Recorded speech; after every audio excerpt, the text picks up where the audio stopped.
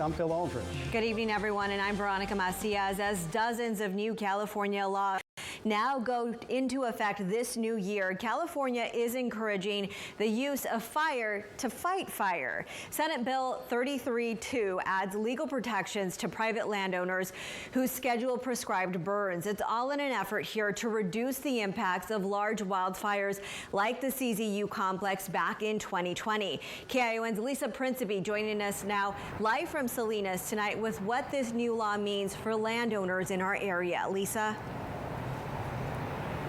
About 40% of the state's forest land is privately owned, and supporters say SB 332 will help encourage those landowners to get rid of the fuels that can prolong wildfires. But what happens when those controlled burns get out of control?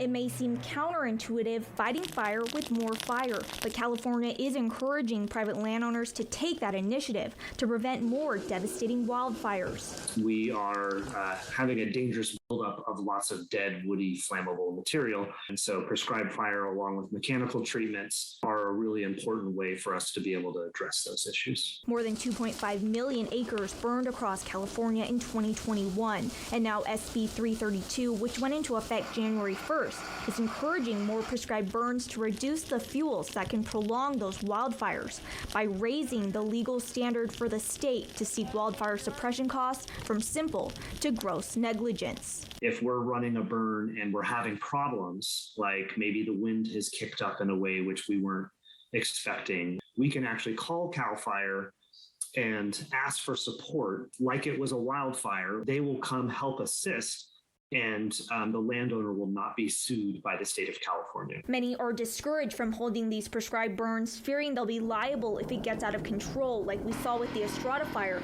near Mount Madonna last October. When the controlled burn was first announced, I was concerned because the area is so dry.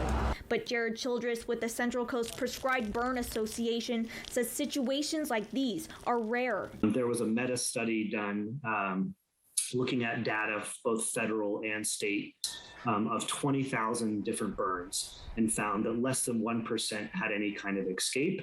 And of those 1% escapes, only about 1% actually had any destruction of property. However, landowners could still be found liable if certain conditions are met. If you were doing something found to be unsafe, like let's say you were lighting a fire by yourself, you had no burn plan, you had no control lines, and you were by yourself, you could still, of course, be found liable in that situation.